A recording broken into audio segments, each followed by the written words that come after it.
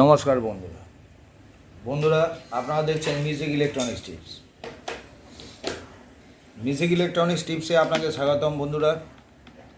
আমি আজকে আপনাদেরও একটা খুব সুন্দর জিনিস দেখাচ্ছি, মনোযোগ সহকারে দেখবেন।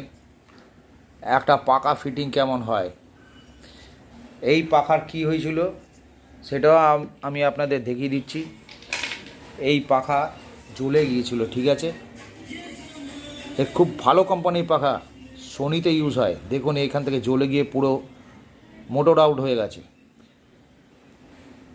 কোম্পানির এই সেটটা কিনতে পাওয়া যাবে ঠিকই, রিপেয়ারিং হয় না। রিপেয়ারিং যারা করে খুব কষ্ট করে এখানে ডেন্ডাইট বা ফেভিকুইক দিয়ে এটাকে লাগিয়ে আবার সচরাচর এমনিভাবে পাখাটাকে ফিটিং করে। যাকে আমি তো করে নেব, কিন্তু আপনাদের জন্য এই ভিডিও এইটার জন্য না, আমি অন্য কারণের ভিডিও দেখাচ্ছি।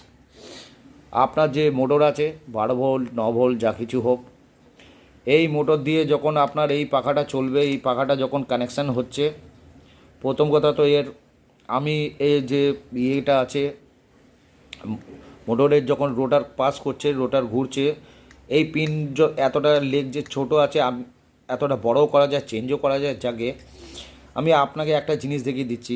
এই যখন এখানে গিয়ে পাখাটা এমনি লুজ হচ্ছে, ঠিক আছে, এই লুজ হচ্ছে, এটা তো চলবে না। তো আপনাকে একটা জিনিস দেখিয়ে দিচ্ছি। আপনি পুরনো দেখবেন, এইরকম দেখবেন যে 3 পিন 2 পিন প্লাগ আছে, বা এইরকম আপনি দেখবেন যে 2 পিন থেকে আপনি মেল ফিমেলে দেখবেন ইয়ে পাবেন, যেটা দিয়ে আমরা কানেকশান নিই, আপনি খুলে নেবেন, ঠিক আছে, যার মধ্যে এইরকম স্ক্রু থাকে। প্রথম কথা হচ্ছে স্ক্রুটা খুলে নিয়ে এই যে ছোট্টখানি গ্যাপ আছে, এই যে হোলটা আছে, আপনি করুন কি, এই যে জায়গাটা দিয়ে পাখাটাকে ঢুকিয়ে দিন, ছোট ব্লেড ঢুকিয়ে দেওয়ার পর আপনি করুন একদম এটাকে প্রেস করে ঢোকান এইটার মধ্যে, এই হোল্ডারে।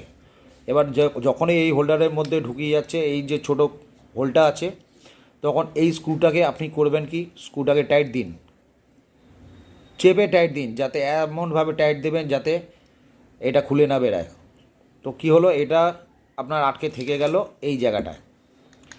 দেখুন স্লিপিং আছে, কোনো অসুবিধা নেই, তো আটকে থেকে গেল। তখন আপনার কি হলো, আপনি যে ব্লেড লাগাবেন, যেহেতু আমার কাছে ব্লেডটা নেই, আমি আপনাকে দেখাচ্ছি। ব্লেড পুরোটা চলে যাবার পর বাদ বাকি এই অংশে এটা টাইট হয়ে ফিটিং হয়ে গেল।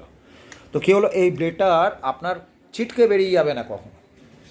এটা যাতে সচরাচর আপনার কাছে ঠিক থাকে, তার জন্য আমি দেখালাম আপনাকে। তো এটা আর বেরিয়ে যাবে না।